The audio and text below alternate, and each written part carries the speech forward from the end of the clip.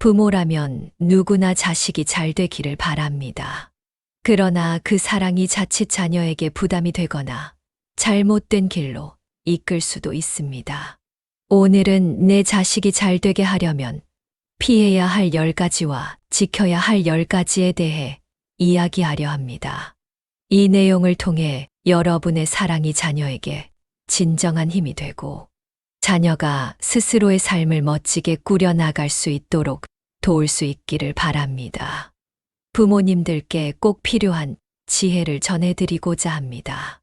자녀를 위한 진정한 사랑이란 무엇인지 함께 생각해보는 시간이 되길 바랍니다. 일부 피해야 할 10가지. 첫 번째, 지나친 간섭.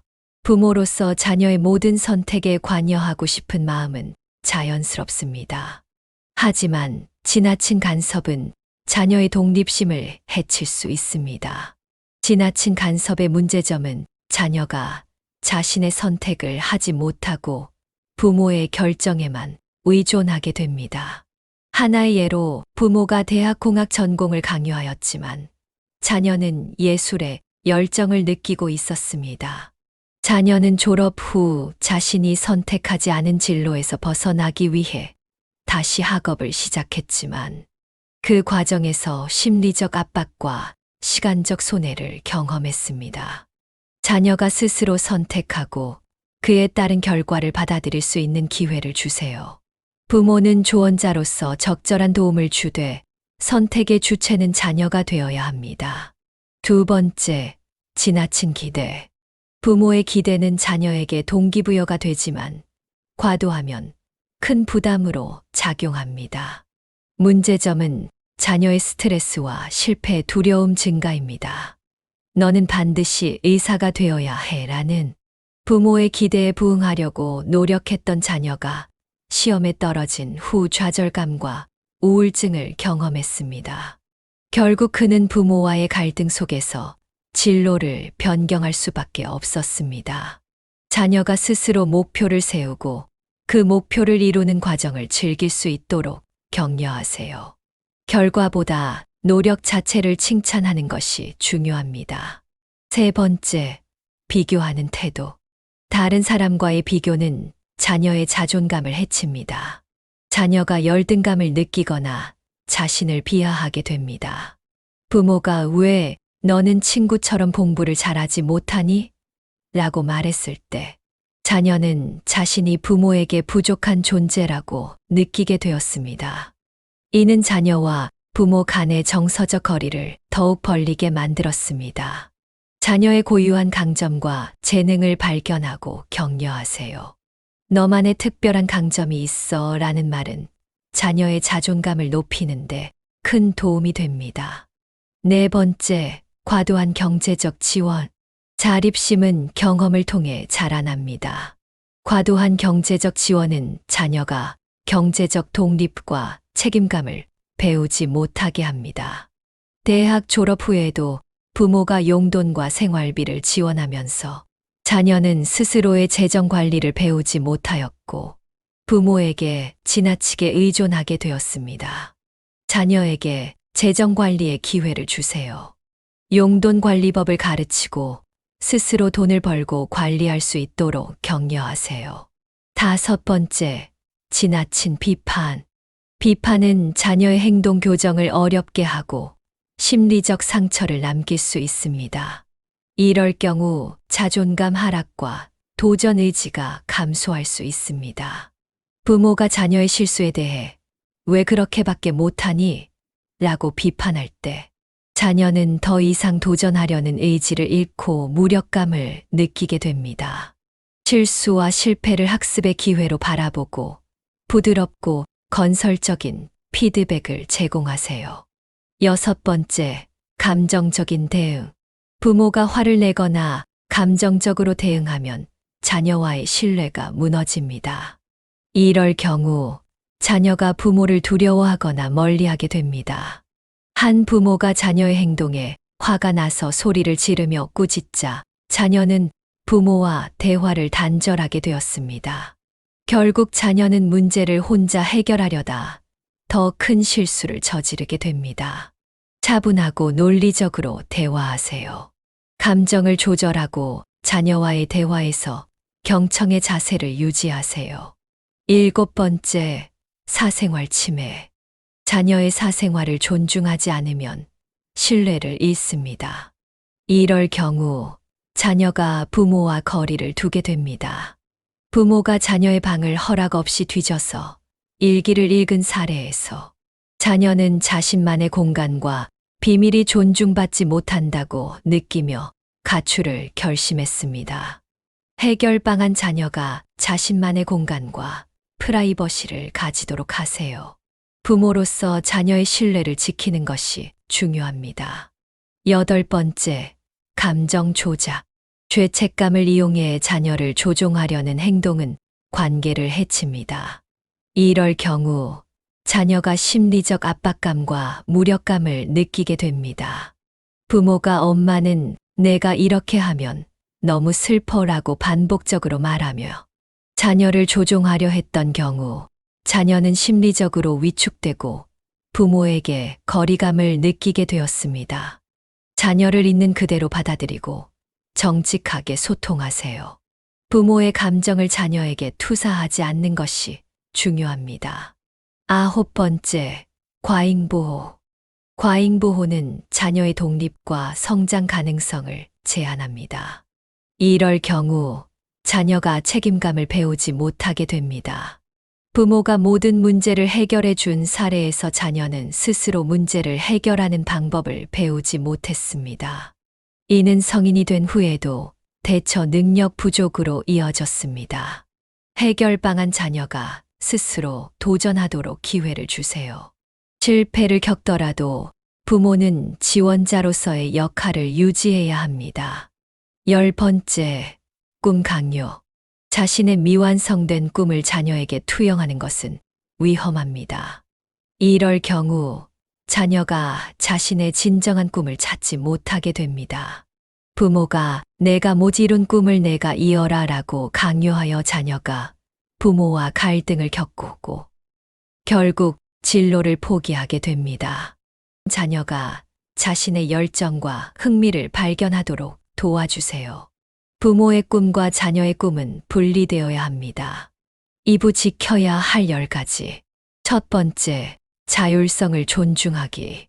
자녀가 선택과 결과를 책임질 기회를 제공하세요. 대학교 진학 시 부모가 진로 선택을 전적으로 자녀에게 맡긴 사례입니다. 자녀는 자신이 관심 있는 예술 고등학교를 선택했고, 그 과정에서 지원서를 직접 작성하고 면접 준비를 하며 성취감을 느꼈습니다. 결과적으로 부모의 신뢰 덕분에 자신의 선택에 대해 더욱 책임감을 가지게 되었습니다. 선택지를 함께 고민하되 최종 결정은 자녀가 내릴 수 있도록 도와주세요. 실패하더라도 그것이 자녀의 경험과 성장으로 이어질 수 있습니다. 2번째, 무조건적인 지지. 실패를 두려워하지 않게 격려하세요. 대학 입시에서 원하는 학교에 떨어졌지만 부모가 이 또한 내 인생의 일부야. 다시 도전해보자라고 말하며 지지를 아끼지 않았습니다. 자녀는 부모의 격려로 재도전했고 원하는 학교에 합격할 수 있었습니다. 이 과정에서 자녀는 실패와 극복의 가치를 배웠습니다. 자녀의 성과보다는 노력과 과정에 초점을 맞추어 칭찬하세요. 실패 역시 배움의 기회로 삼을 수 있음을 알려주세요. 3번째, 긍정적인 소통. 열린 대화로 신뢰를 쌓으세요. 사춘기 딸이 부모에게 학교에서의 어려움을 솔직히 털어놓은 사례입니다. 부모는 딸의 이야기를 끊지 않고 경청하며 공감했습니다. 딸은 부모의 이해를 통해 심리적 안정감을 얻었고 문제를 해결할 자신감을 가지게 되었습니다. 자녀의 이야기를 경청하고 판단하지 않으며 먼저 이해하려는 태도를 가지세요. 자녀가 언제든 자신의 생각과 감정을 솔직히 표현할 수 있는 환경을 만들어 주세요. 4번째, 삶의 본보기 되기. 부모의 행동이 자녀의 가치관을 만듭니다. 아버지가 매일 아침 운동을 하고 시간을 정해 독서를 하는 모습을 보며 자녀도 자연스럽게 건강과 학습의 중요성을 느끼게 되었습니다. 그 결과 자녀는 성인이 되어서도 규칙적인 운동과 독서 습관을 유지하고 있습니다. 자녀에게 가르치고 싶은 행동과 태도를 먼저 실천하세요. 말보다 행동이 더 강력한 메시지를 전달합니다. 5번째, 사랑 표현하기. 사랑은 자녀의 심리적 안정감을 만듭니다. 부모가 너는 우리에게 가장 소중한 존재야 라고 자주 말하며 따뜻하게 안아주는 습관을 가져야 합니다. 자녀는 부모의 사랑을 느끼며 긍정적인 자아상을 형성할 수 있고 어려운 상황에서도 부모를 신뢰하며 도움을 요청할 수 있습니다. 언어적, 비언어적 사랑 표현을 아끼지 마세요.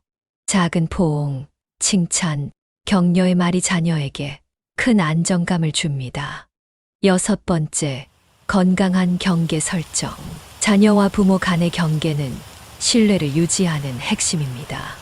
부모가 자녀의 스마트폰 사용 시간을 규제하되 규칙을 함께 상의하여 설정하도록 합니다.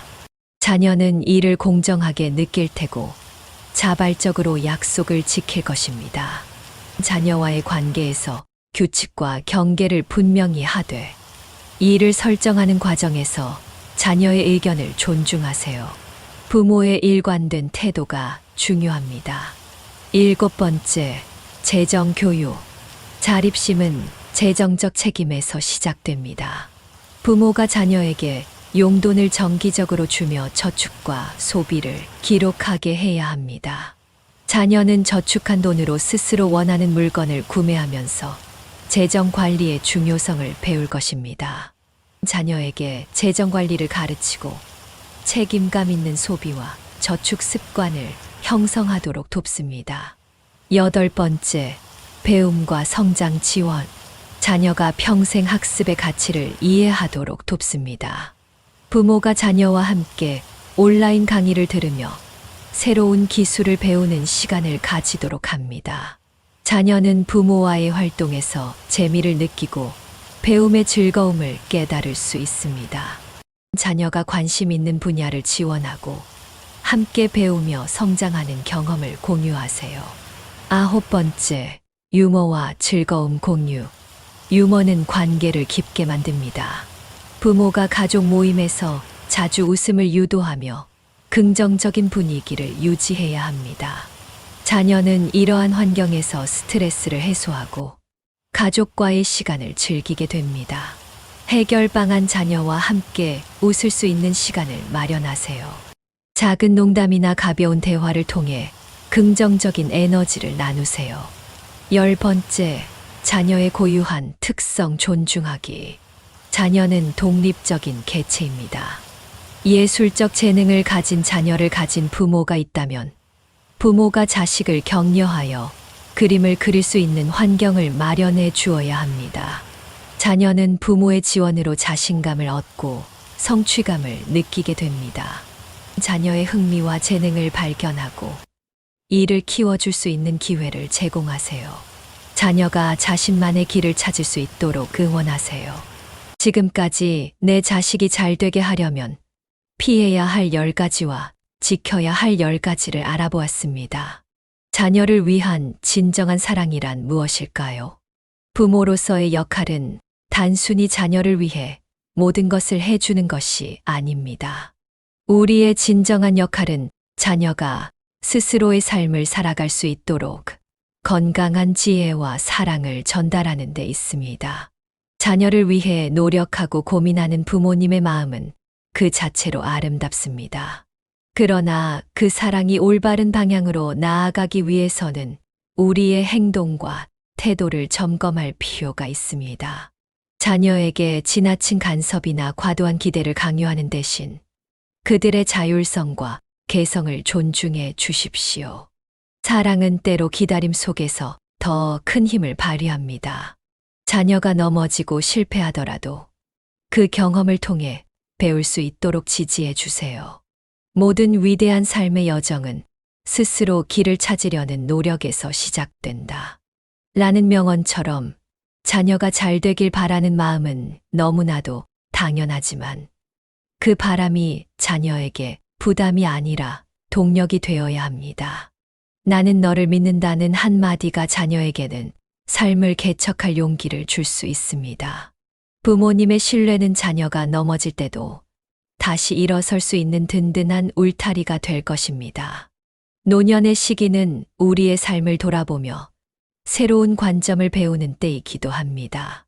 우리의 경험과 지혜를 나누되 그것이 자녀의 삶을 구속하지 않도록 주의해야 합니다.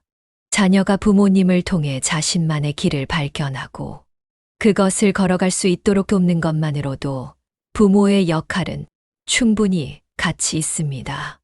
마지막으로 부모님의 사랑은 자녀의 성공 여부에 따라 평가되지 않습니다. 사랑은 그 자체로 완전하며 그것이 자녀의 행복을 위한 초석이 됩니다. 사랑은 무엇보다도 인내심을 요구하며 그 인내는 가장 위대한 선물이다. 라는 말처럼 자녀의 여정을 믿고 기다려 주세요.